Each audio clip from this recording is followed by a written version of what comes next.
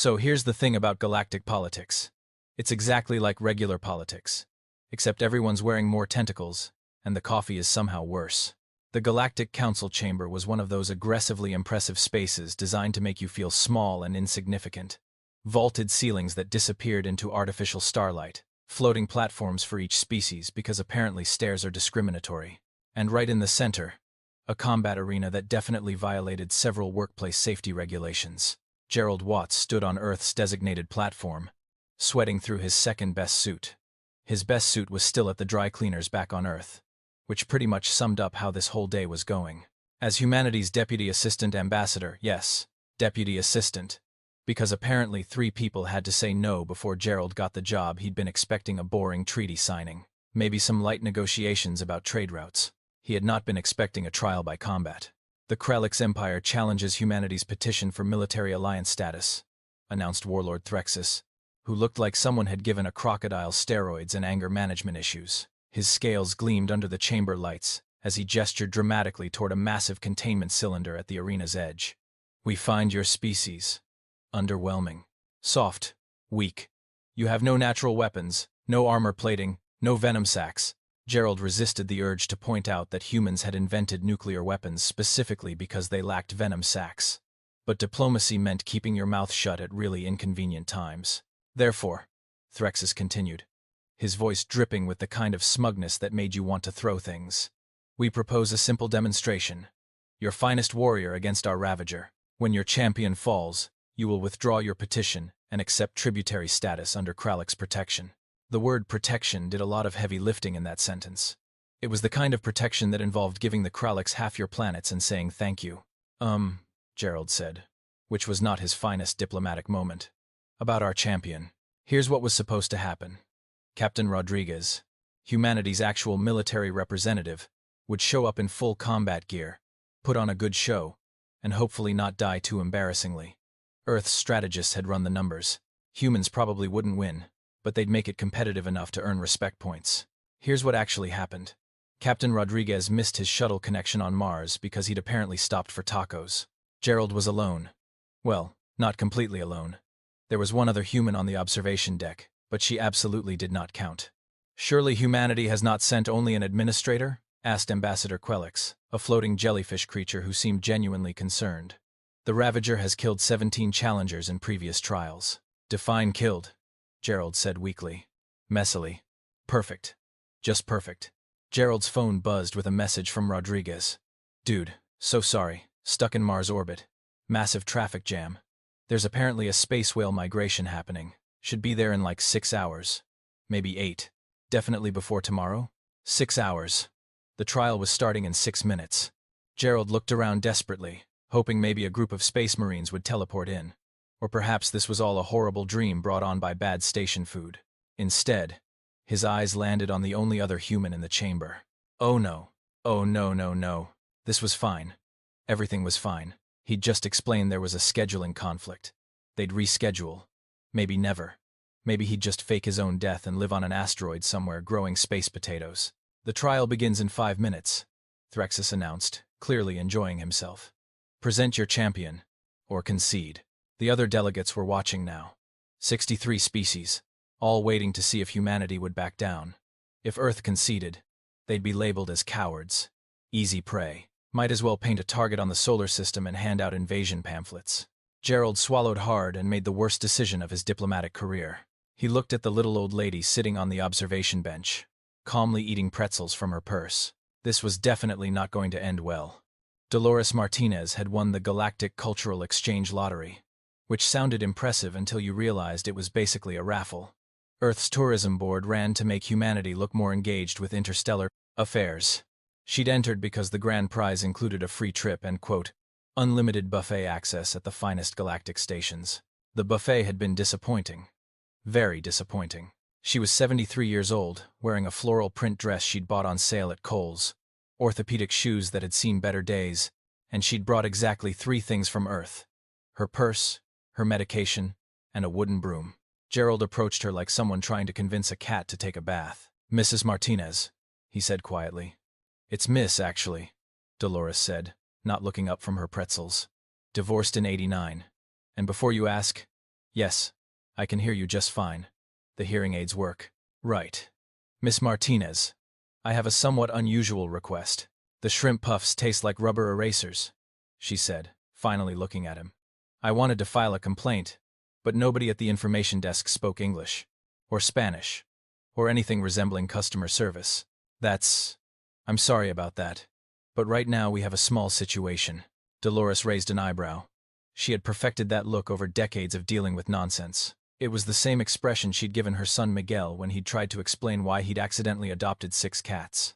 Gerald explained the situation, talking faster and faster, his voice climbing into registers previously unknown to human vocal cords. Trial by combat. Apex predator. Possible death. Definitely death. Earth's reputation. No pressure.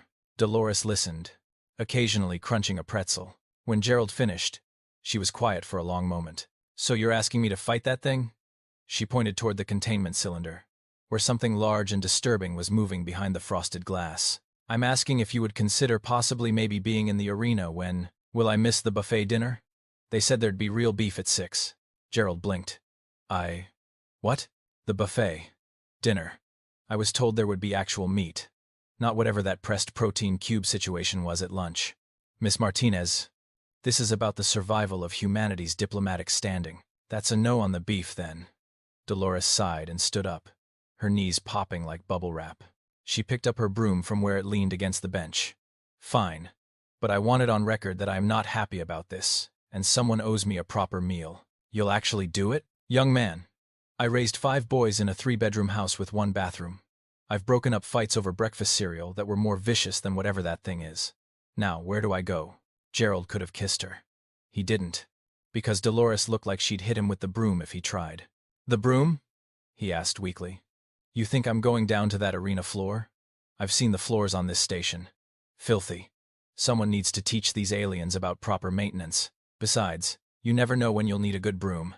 It was a simple wooden broom, the kind you'd buy at any hardware store for $12.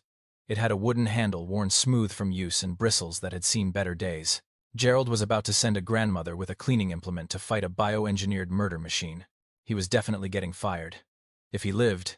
One more thing, Dolores said, stepping toward the arena entrance.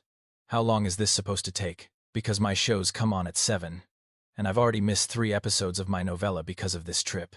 The Kralix delegation had noticed the movement. Threxus's eyes narrowed as he watched this small, elderly human descend toward the arena floor. Is this a joke? He growled. Is this humanity's idea of mockery? This is our champion, Gerald said, his voice somehow steady despite his internal screaming. Miss Dolores Martinez of Las Vegas, Nevada, Earth. The chamber erupted in confused clicking, whistling, and various alien sounds that probably translated to, "Are you kidding me?" Dolores reached the arena floor, looked around, and frowned at the scorch marks and suspicious stains. Somebody's getting a strongly worded letter, she muttered, gripping her broom like a staff. Threxus began to laugh. It was a horrible sound, like rocks in a garbage disposal. Humanity sends us an elder? This is your warrior? Dolores turned and looked directly at him. I'm 73, not deaf, and I've got arthritis in my left hip. So let's get this moving. Gerald sat down before his legs gave out. This was it. This was how Earth's diplomatic mission ended. With a grandmother, a broom, and what would probably be the galaxy's most depressing combat footage. Threxus was still laughing, which was really starting to irritate Dolores. She'd heard that kind of laugh before from her ex-husband, right before she'd changed the locks and donated his golf clubs to Goodwill. The rules are simple, Threxus announced to the chamber, his voice booming with theatrical pride. Single combat. No advanced weaponry. No energy shields.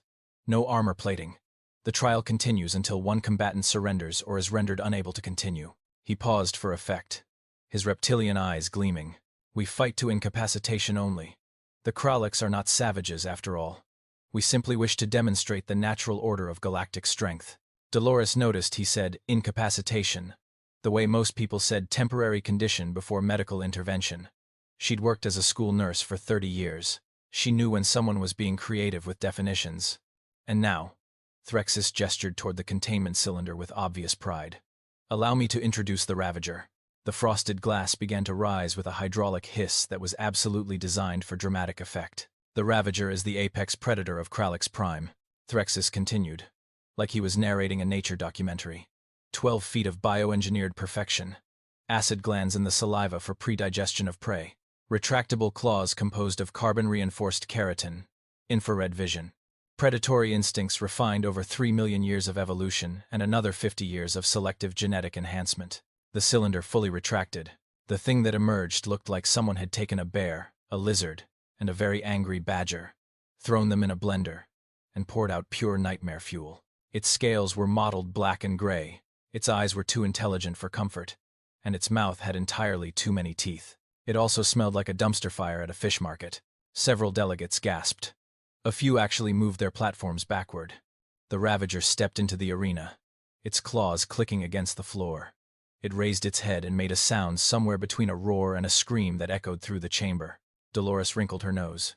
Does it need to make all that noise? Gerald had his head in his hands. Ambassador Quelix had thoughtfully floated over to offer moral support, which mainly involved nervous bubbling sounds. This is how the Ravager establishes dominance before a kill, Threxus explained, clearly enjoying the fear in the room. The prey species typically freezes in terror. It's quite efficient. The Ravager began circling, its movements disturbingly fluid. It was sizing her up, watching for weakness, calculating the best approach. This was a creature that had been engineered to hunt, to kill, to dominate. Dolores descended the final steps into the arena proper, her orthopedic shoes making soft squeaking sounds against the floor. Miss Martinez, Gerald called out weakly. You can still forfeit. And miss dinner? I don't think so. She walked toward the center of the arena, broom held loosely in both hands, like she was about to sweep a particularly dirty kitchen floor. The Ravager watched her approach, its head tilted slightly, processing this strange little creature that wasn't running, wasn't screaming, wasn't doing any of the things prey was supposed to do. Dolores stopped about 15 feet away and looked at the creature with the same expression she'd given her grandson when he'd tracked mud through her clean house. Now you listen here, she said firmly. I've had a very long day. The food here is terrible. My back hurts from those observation benches, and I am not in the mood for whatever this is. The Ravager's tail twitched, its muscles tensed. Oh, I see that, Dolores continued. I see you getting ready to pounce. I raised 5 boys and babysat for the entire neighborhood. You think I don't recognize that look? That's the same look Miguel had right before he threw a baseball through my kitchen window. Threxus leaned forward on his platform, anticipation evident in every scale. The other delegates watched in horrified fascination. Gerald prayed to deities he didn't even believe in. And the Ravager, apex predator of Kralix Prime, bioengineered killing machine, the creature that had defeated 17 previous challengers, made its first mistake. It charged. Dolores sighed, adjusted her grip on the broom, and muttered something that sounded like, "Here we go again." What happened next would be discussed in xenobiology classes for the next 100 years, analyzed frame by frame, and become the subject of at least 14 doctoral theses on human behavioral psychology.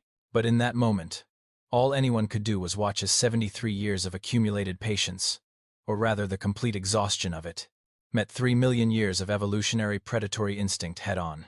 The smart money would have been on the Ravager. The smart money would have been very, very wrong. The Ravager covered 15 feet in approximately 1 second. Claws extended, jaws open, moving with the kind of speed that evolution and genetic engineering had spent millions of years perfecting. Dolores, without even stepping back, swung the broom in a tight arc and caught the creature directly across the snout with a crack that echoed through the entire chamber like a gunshot. Thwack! The Ravager's head snapped sideways. Its charge stopped so abruptly that it actually skidded on the arena floor. It sat down hard, looking confused in a way that apex predators really shouldn't look confused. No, Dolores said firmly, pointing the broom handle at the creature like a sword. Bad. We do not lunge at people. The chamber was silent, completely silent. 63 species collectively held their breath. The Ravager shook its head, trying to process what had just happened. Nothing had ever hit it before. The concept of being struck was entirely foreign to its experience. It made a small, uncertain sound that was decidedly not apex predator-like. Don't give me that noise, Dolores continued. I've heard worse from the Rodriguez's Rottweiler, and at least he had the excuse of being poorly trained. The creature began to circle, moving laterally, looking for an opening. It was learning, adapting, trying to understand this small prey thing that didn't behave correctly. Dolores rotated with it. keeping the broom pointed forward, her movements economical and practiced. I raised 5 boys, she said conversationally. Michael, Daniel, Miguel, Robert, and Stephen. Do you know what I learned? You establish boundaries early, or they walk all over you. The Ravager feinted left, then lunged right. Dolores sidestepped surprisingly quick for someone with arthritis and delivered another precise strike to the creature's temple. I said no, the Ravager yelped. Actually yelped. Threxus stood frozen on his platform, his mouth hanging open in a way that showed entirely too many teeth. Gerald had stopped breathing. He was fairly certain his heart had stopped too. The creature tried one more approach, coming in low, attempting to use its weight advantage. Dolores jabbed the broom handle straight down into its ribs, not hard enough to injure, but definitely hard enough to make a point. Do you want me to get the spray bottle? She asked, her voice taking on that particular tone that every human child recognized as the last warning before consequences. Because I will get the spray bottle. Don't test me. The Ravager sat down again. This time, it stayed down. Its tail curled around its body in a distinctly submissive posture. It made a soft whimpering sound and refused to make eye contact. Dolores lowered the broom slightly but kept it ready. That's better. See? We can be civilized. She turned toward the delegates' platforms, completely turning her back on the apex predator, which was apparently too demoralized to even consider attacking. Now, she said clearly, can someone please direct me to the ladies' room? I've been holding it for 20 minutes, and at my age, that's not something you gamble with. The silence stretched for another 3 seconds. Then the chamber absolutely erupted into chaos. Threxus was making sounds that the translators couldn't quite process. They kept flickering between indignant rage, confused stammering, and existential crisis. This cannot rematch, he finally roared. I demand a rematch with a proper human warrior! This was clearly a malfunction of the Ravager. Perhaps the creature was ill, or sedated, or maybe, Gerald said, standing up straighter than he had in years. Your murder lizard just got disciplined by a grandmother with a broom and you can't handle it. Something had shifted in Gerald. Maybe it was watching Dolores casually defeat a bioengineered killing machine. Maybe it was the weeks of accumulated diplomatic nonsense finally reaching critical mass. But suddenly, the deputy assistant ambassador who just wanted to retire had found his spine. You want to know why that happened? Gerald gestured toward the arena, where Dolores was still waiting for bathroom directions, while the Ravager sat nearby like a scolded puppy. Let me tell you about humanity. The delegates quieted, leaning in despite themselves. Earth is a Class 4 death world. Do you know what that means?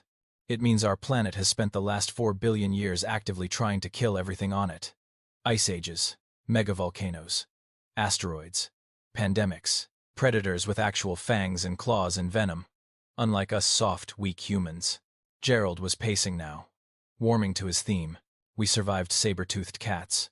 We survived dire wolves. We survived cave bears that could crush our skulls with one swipe.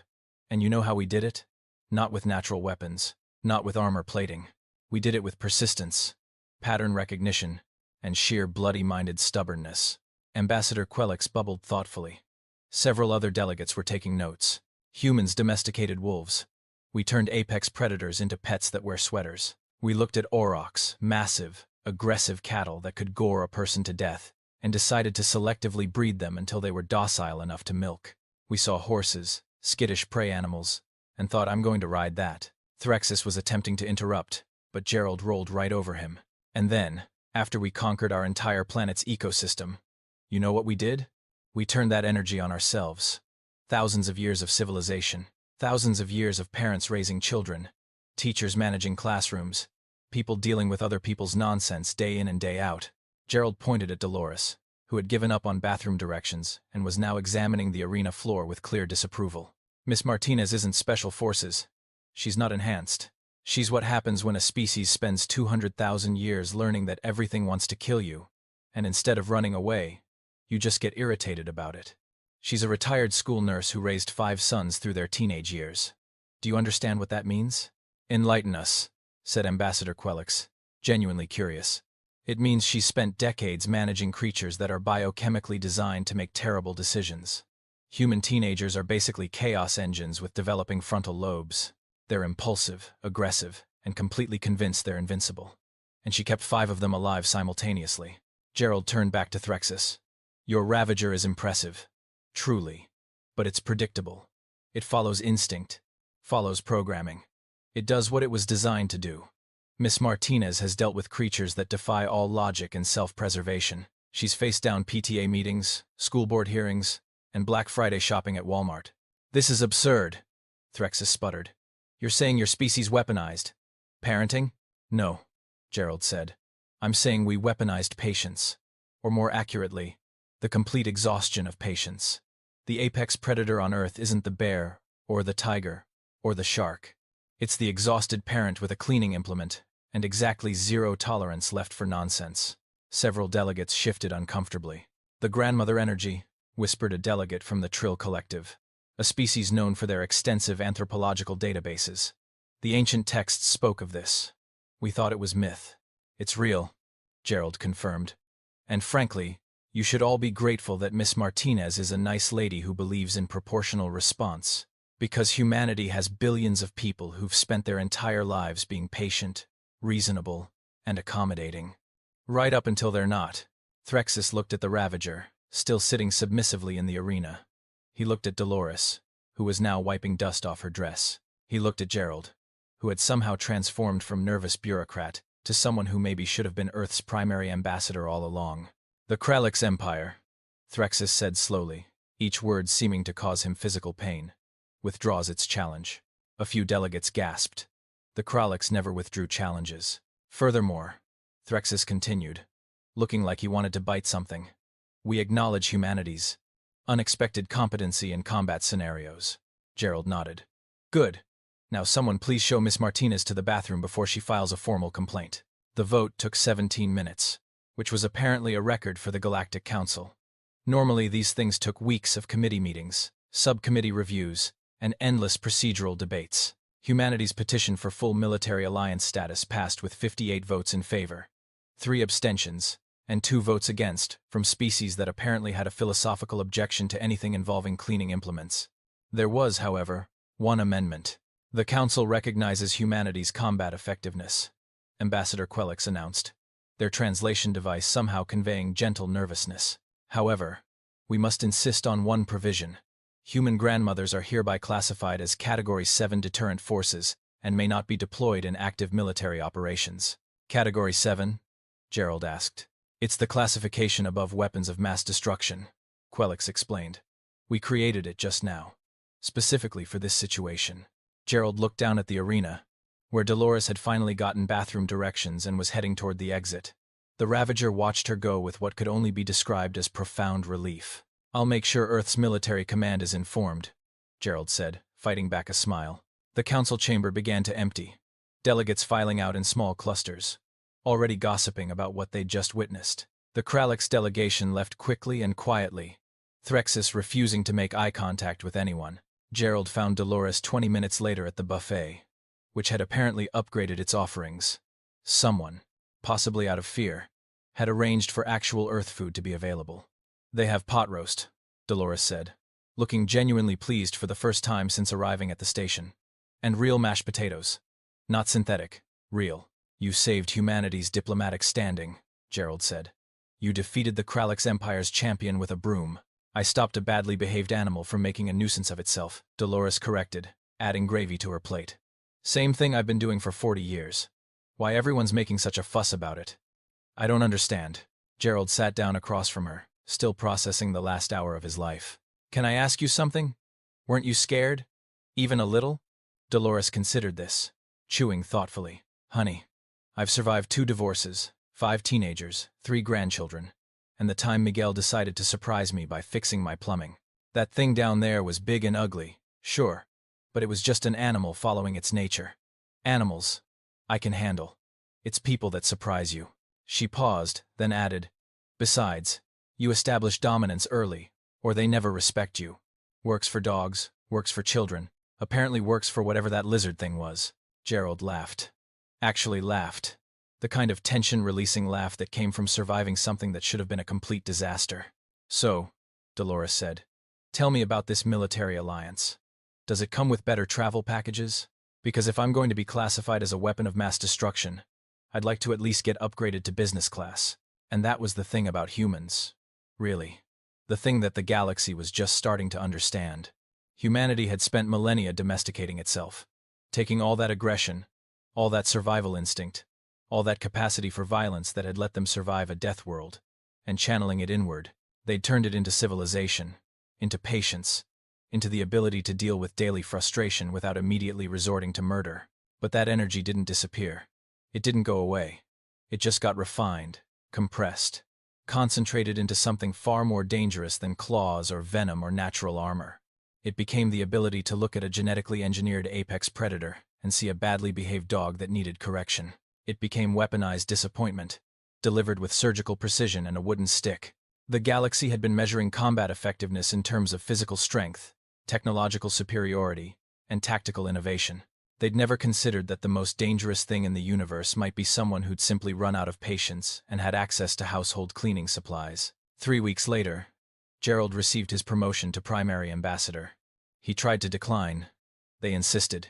Dolores went home to Nevada with a lifetime pass for galactic travel and a formal invitation to visit any council station whenever she wanted. Most species requested advance notice of her visits. For planning purposes, they said. For psychological preparation, Gerald suspected. The Ravager was retired from combat duty and reportedly spent its days in a rehabilitation facility, where it was slowly learning to trust again. Threxus never spoke of the incident publicly, though intelligence reports suggested he'd started a secret Kralix project to develop their own grandmothers. Early results were mixed, and somewhere in the Galactic database, there was now a file marked Humanity, Threat Assessment Update. The conclusion was simple: highly dangerous when irritated, impossibly patient until they're not, and never, ever underestimate their elders, especially if they're holding a broom. Dolores's only complaint about the whole situation came 2 months later, in a strongly worded letter to the Galactic Council's Facilities Management Department. The subject line read, "Regarding the persistent stains on arena floor surfaces and the apparent lack of proper cleaning standards." She'd attached a detailed list of recommended cleaning products and a photograph of her broom, just in case they'd forgotten.